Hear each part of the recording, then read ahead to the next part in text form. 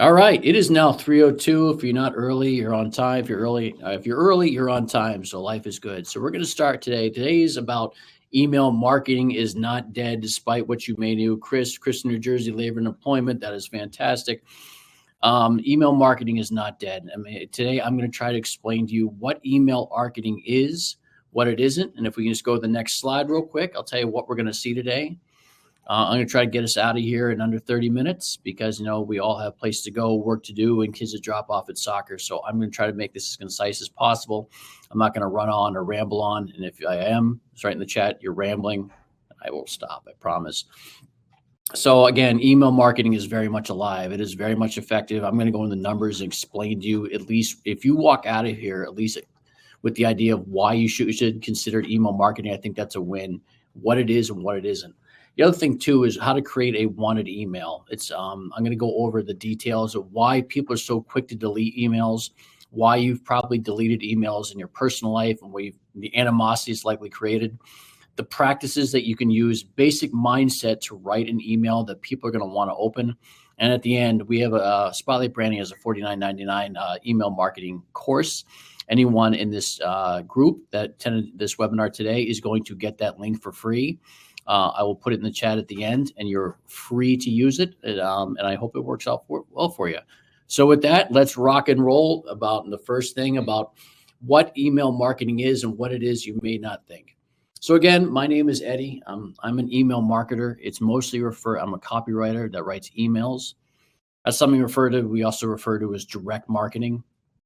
So when you're driving past a billboard and you see a Pepsi logo, no one expects you to pull over on the side of the road and buy a Pepsi. But when you do direct marketing, what you are doing is you're trying to make some sort of sell, some sort of conversion. For a lawyer in the legal world, you might be trying to get someone to get a consultation. So in your head, you might think that email marketing is something you're going to send out an email, you're going to book a consultation. That's not quite right. It can be, but I'm going to explain that. And the ironic thing is about all of this is I guarantee, or I'm assuming that a lot of you do not like email. In fact, I might say you hate it. And the ironic part is, even though I'm an email marketer, I'm notorious around the office for hating email, whether I delete it or I just get rid of it or don't ignore it entirely. But I need to clarify that, okay? I need to clarify what I mean by hating it. Because if I get something from the Dave Matthews Band or the Grateful Dead that's saying they're going to release another show, I'm going to open that email 100% of the time. I can't open it fast enough. And if you're a lawyer, you probably say, well, you're talking about the Dave Matthews Band, the Grateful Dead, and I simply cannot compete with something like that because that's a form of entertainment. And on one hand, you're right, because frankly, no one can compete with the Grateful Dead. But what I will point out to you is when I was going through my divorce, and my assets were being divided, I opened up every email my attorney sent me, and I downloaded every bit of information I could find because it was relevant to me. So in that sense, you absolutely can compete with anybody. You can compete with other businesses. You can compete with other firms.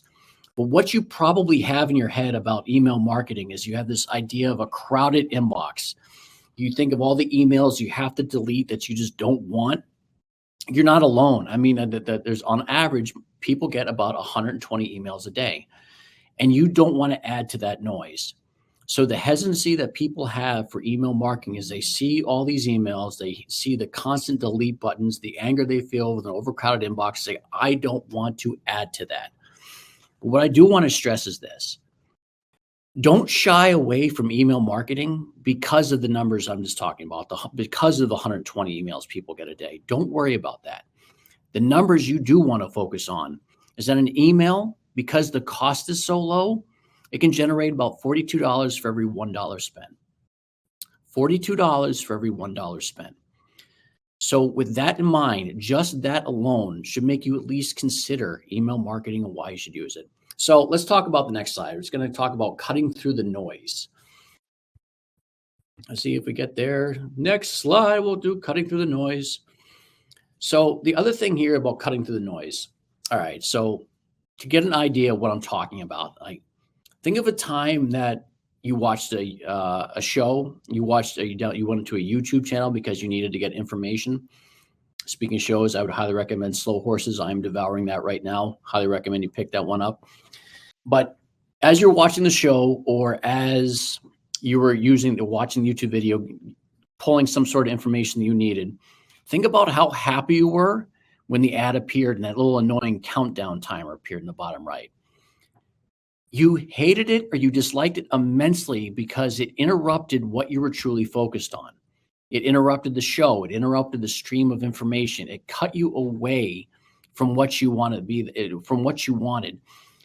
And the idea of email marketing is that feeling of interruption is exactly what you want to avoid. You don't want your client or potential customer feeling interrupted. Now, remember, going back, I want to receive information about Grateful Dead shows. When I was going through a divorce, I wanted to receive divorce tips. So when these were given to me, when they were sent to me, when I received this information, I permitted it to come into my life. I wanted that information, which is the exact opposite of what an ad is going to do when I talk about cutting off the show or cutting off the YouTube video. The idea, what we're talking about is instead of interruption, it is permissive marketing. And we're going to talk about that more in the next slide in a minute, but we're not there yet. But what I am talking about is the idea that you have information that when you're giving it to other people, they will permit you to focus. They will permit you into their life. They will open the email because you're willing to give something. Now, the idea of what you're crafting inside the email is this simple. Focus on them. Focus on your clients. And here's an example of why. So I'll tell you a story about a young child who stood up to a bully and he defended all his friends. All right. The school gives him an award. The school expels the bully and the kid's the hero. Now, when you envision the story, you're not picturing yourself as the bully. Everybody wants to be the hero of their own story. They envision themselves as the child who's defending himself, defending his friends against the bully. So when you write the email, don't focus on how amazing your firm is. Focus on the problem that your client wants solved and how you are a pathway to provide it. I see too many lawyers or too many people in general talking about what their business is. We do this. We are this. We've achieved X. Nobody wants to read that. What they do want to read is what their problem is, how you're the solution, and how you can be a catalyst toward that. So let's real quickly talk about how to create like a wanted email, something that people will want to open. And we're going to go back to this idea of permissive marketing. All right. It starts with getting consent from your target audience. And as an attorney, your target audience is primarily going to be made up of past clients and people you've met through networking. This is your audience. This is your circle. And the wonderful thing about things we're talking about email is you have this ability to tap into this existing network that you have and pull business out of it. Versus going out and finding cold leads, versus going out and praying that that you get on the first page of Google and someone searches best personal injury attorney in Dallas and says, that's my person. However, you have a large network. And for some of you listening, I will ask you this. How many people have you helped over the course of your career? How many thousands of people have you helped? And of those thousands, how many of them like you? When I ask this question to a lot of attorneys, the answer comes up between 90-95%. Can't please everyone, that's cool. But the thing is, you have a large network that you can tap into and you can nurture relationships with. And one of the ways you can do that is through email. And the way you leverage email is not the way you think. It's not sending an email out saying, this is our services, contact us when you need X. That's an ask. We'll talk about that in a minute, but that is an ask. Put the ask aside. What you want to focus on your emails is not asking. It's about sending them materials, namely educational and valuable information they can use.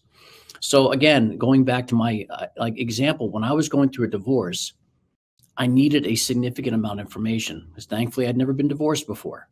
Hopefully never will again. But the point is, I've never done this before. I didn't know what I was losing. I didn't know whether I'd see my child again. I didn't know how we could move. All the threats that came back and forth when that was happening. So the point is I needed information. When that came in the form of an email or a legal newsletter, I was more apt to open it and digest it because I was receiving something. I wasn't. The ironic part is that instead of asking for a consultation, take the information that you have and give it away. It's that simple. You want to give what you have away. Now, tell them, when you tell the people reading emails everything they want to know, and I'll put this in the caveat, is that it's working for you as well.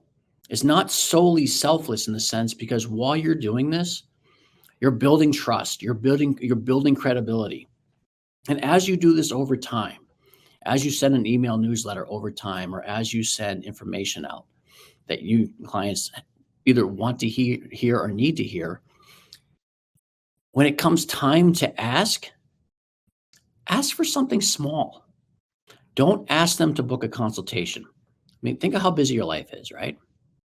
We have kids, we have school, we have soccer meets. I mean, it's putting aside my time to book a consultation, physically or virtually meet with you and pay for it, whether or not you do paid consultation or not, is a significant ask. Ask for something smaller. Ask them to download a free resource on your website. Ask them to attend a webinar, all of which can be included in an email. And it's all going back to that concept of you giving away information. It is what we call in marketing a very low threshold offer. Me clicking on a blog on your email is much more likely to happen than someone, say, clicking on a consultation. A lot of times you're going straight for the end. I just want the client, but they're not there yet. All right. So if you send out a monthly newsletter, and this is basically what I'm talking about when it comes to email marketing. I'm not saying about sales. I'm just talking about something as simple as a monthly newsletter. If you have valuable educational information in it, people are going to open it and they're going to say subscribed only because of the information you're willing to give away. They're not going to stay because you're amazing. They're not going to stay because of the awards or accolades or court cases you've won. They're going to stay because you're giving them something. And this stuff is free and it's willing to give away. And the ironic part is that people are more apt to unsubscribe to an email when all you do is ask for business. And although this webinar is not about social media, you see this a lot in social media. People post, call me. Post, it works the same way. It works to extension. It works the same as there as well. You're giving away information. Now, as an email marketer, I'm sending out approximately, I don't know, my emails must land in over 60,000 inboxes a month. My unsubscribe rate is about 0.05. The average unsubscribe rate is 0.1. So I'm still employed. Life is good. And the reason the unsubscribe rate that I have is low is because I'm not necessarily asking for anything. I'm trying to give away as much as I can. And I'm going to keep harping on this over and over again. But the giving of the information allows you to maintain and nurture relationship. Handing a business card over is the step one. Shaking hands at an event, step one. Meeting someone at lunch, step one. What you do in between step one and the time they become a client or refer a client is the ether.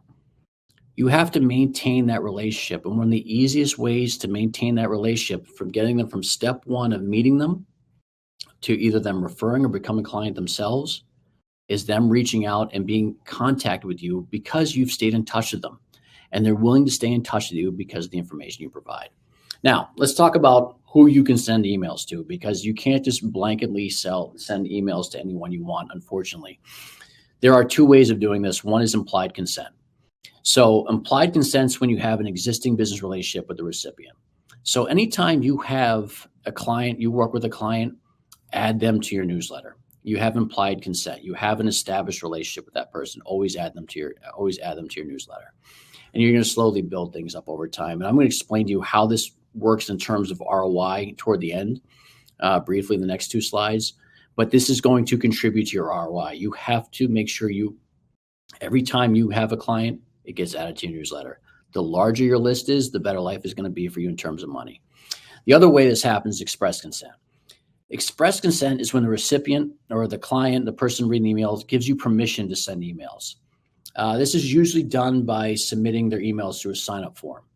Now, if you ever go to Spotlight Branding's webpage, you will see a significant amount of free resources. We are giving away as much information we can as marketing. In fact, I'm doing it right now. But what I am doing along with those free resources is, in order to download it, you need an email address.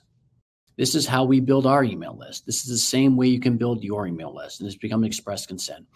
So what you are doing, if you are a personal injury attorney, the 9 steps you need to take after you get into a car accident, free resource. These are the 3 most common things that people do to ruin their claim after they get injured. And you put this on your website, and you will eventually put it in your newsletter as well. And I'll explain how this all gets tied together. Now you have another email address, and you're building your list. You're building your list. You're building your list. Now, and the other, we'll point out one other thing it's very tempting to do, and people have done it before, is don't go out and buy a bunch of lists. It's problematic for a couple of reasons. Number one is you have no idea who's on the list. You have no idea their level of interest. You have no idea of where they are in the buyer's journey. And the other thing too is a lot of them are likely going to unsubscribe because they don't know who you are. This will impact your reputation in terms of how you send emails out. It'll impact your reputation in terms of being able to send emails out in the future. You want to keep your unsubscribe rate low. And one of this dangling carrot in front of the people like to take a shortcut with is buying lists. If anyone tells you to buy a list, I'm just telling you, just don't do it. It's that simple. Don't do it. Now, I will tell you the next slide is how to keep your unsubscribe rate low, how to keep people in your network. Because remember, we're talking about step 1 of meeting them in order to begin, before they become a client or referring other clients to you, is everything that happens in the middle. And you can't maintain that relationship unless you keep them subscribed. So I've pointed this out before. The first thing you have to do is make sure that your emails are rooted in valuable educational content. If you give information, they're willing to stay on board. The other thing is as an attorney, you know very well what the questions are that your clients ask over and over again. What are those questions? If you're a divorce attorney, a personal injury attorney, an estate planning attorney, you have a series of questions almost on autopilot. This is what your newsletters and what your emails are based around. You have a large sample size from the clients you've had. You know what they're asking. Answer those questions in your email newsletter. You know what they're asking. You know what they want. Answer them in your email newsletter. Now, the best thing about this is that you can be a little selfish too with your information. So, for example, you can provide information in your email newsletter, how to prepare for a consultation. Now, this works out twofold. It's win-win for you. It's win-win for the potential client because they're worried about the meeting. They don't know what it's like, and they want to be prepared and get the most out of your meeting. And you want to have the most prepared potential client show up because it makes your life easier. So in terms of having a better client, a better educated client, a client's going to show up to the first meeting understanding who you are and what you need from them, makes your life better. It makes you better positioned to help them, and it puts them in a better position because they're going to receive results that much faster. Now, again, just remember that you can use information that tells you that works the same way. Now, the other thing too is that be upfront about how often you're sending your newsletter out. There's usually a cadence. I subscribe to several newsletters. A lot of them are marketing. A lot of them are Grateful Dead. But I know how frequently they come out, whether they're coming out daily, weekly, monthly. Be upfront about how often this is happening. And for an attorney, you can probably send it out once a month. It'll be for all our clients, we send them out once a month. And that's going to be completely fine. It's not going to overburden people. It's not going to annoy people. It's not going to drive them away. The frequency of your emails should basically reflect the size of your audience. So I mean, a person who's sending out emails to 500 people is going to send significantly less to the person who has 15,000 people on their audience list. And as an attorney, and we're talking about sending out one email a month, is far below the average, regardless of size of your network. So again, whether you have 50 people on your list already, or whether you've built your list up to 10, 12,000 people, one email a month is never going to be a problem. And again, the common thing that I hear, I talked before about you having the same problems or hearing your clients say the same problems. I always hear a lot of clients, I don't want to annoy people. You're not going to annoy people with one email a month. And if they keep subscribing and they don't unsubscribe, it is proof positive that you're not annoying them. The other thing you're going to need if you are planning on doing email newsletters by yourself is what we call an ESP. That is an email service provider. You've heard of people like HubSpot, MailChimp. These are people that you can create, send, and track your emails.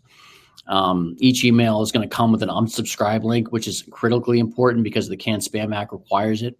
And if you use an email service provider, all that's set up so that there's always that unsubscribe button at the bottom. In terms of rates or what you should be looking for in terms of how effective your newsletter is or how effective your email marketing is two standards, one less efficient than the other. The first one is open rates. You should strive for about 30%.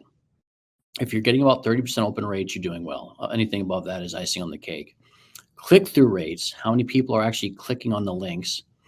And the links that we're talking about are things that I'll go over in the next slide, but it's things that are bringing them back to the website, because not everything is going to happen on the email itself. The email itself is just a transference vehicle. It's staying in touch and can possibly bring people back. So the click-through rates or anything that's on a website or on your newsletter, if you're hovering around 3%, you're doing well.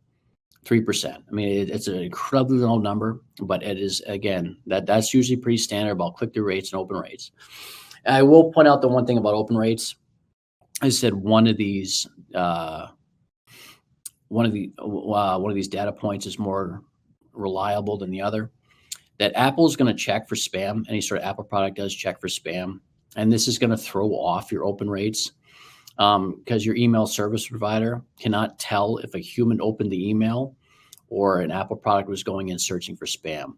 So ironically, one of the things with open rates is they become somewhat of a vanity metric, is because when I read open rates, I can't legitimately tell if a human opened it or was searching for spam. Now, the last and the best one is going to see how you're going to see a return on email. Newsletters, and I'm going to say this over again, newsletters are the most straightforward form of marketing that everyone should have. If people, assuming you have a website, when people come to Spotlight Branding and ask if they had to ask what's the one thing I should be doing marketing wise, I am always going to say newsletter. That's going to come before social media, blogs, videos, podcast. And the reason being is because it's so inefficient, so efficient and inexpensive. And I go back to that idea of $42 for $1 spent. It's a very low barrier to entry. It's a very low cost. And at Spotlight Branding, we're built on this premise that 83% of people are willing to refer you, whereas only 29% of people do. And that was based on a Texas Tech survey. It's because the reason the gap exists about people willing to refer you and people who don't is simply because they forget about you. And remember, I talked about step one, you meet the person, and the last phase is when they become a client or refer a client. They simply forget about who you were, who you are. When I was divorced, I loved my divorce attorney, loved the guy. I would have referred him to anybody. The downside of that is about 3 months after, someone asked me for a referral, and I blanked. And his name was a very unique spelling too. There was no contact in between the last day. There's too many things going on in my life, as there are too many things going on in your life, to see any sort of return on that because I simply forgot his name. That moment was lost. How many thousands of dollars did I just cost my former attorney because I forgot his name? Now, the thing that might keep you up at night is how many people have forgotten your name? How many people have you, and I go back to that idea that how many thousands of people have you helped? What percentage of them liked you? And how many of them have simply forgotten about you? Not because you're not amazing, they simply have too many other things going on. So the thing, if you maintain this relationship, you nurture this relationship with people, your past clients, people you've networked with, you can almost triple your referrals simply because you've stayed top of mind. You won't put yourself in that position that I was in when someone asked me for a referral and I said, you know what, I just don't know. I don't remember the guy's name. And again, the moment had passed. So there's an idea, people talk about lead generation. Lead generation is going out and pulling. We talked about the Google page, trying to pull more people into your network. Nurturing is the idea that you're nurturing a relationship with people that you've already met, the people you've given business cards to, the people you've helped, and the clients you've helped, anyone that's been referred to you in the past. These are the people you want to maintain a relationship with. And the easiest way to do that is through a basic, simple email newsletter. And that's what I'm talking about with email marketing. I'm not talking about sales emails. I'm saying staying in touch with your existing network through an email. And I mentioned before, it's going to bring traffic all the way back to your website. What do they find on your website? What is going to keep them there? And that's where you're going to keep your free downloads, your free resources, the videos, anyone you have. They're going to have your blogs on there. And every time they read one of these things or get information from a newsletter, go back to your website, get even more information. It's building your credibility. And when I say branding for an attorney, that's the only word I mean. I don't care about logos as long as it looks professional, it's good. Branding for an attorney is credibility, and that's what it is. And the last but not least here, I guess we can go to the next slide. We can go to questions.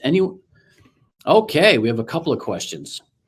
I do primarily, what email service do you recommend? I have no dog in the fight in this one, I promise.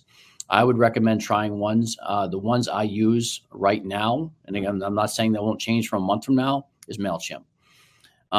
There's a cost for how many emails you can send out how many emails you can send out per your client list. I think it's like $25 for 500, and then it jumps to 1,000 or 1,500.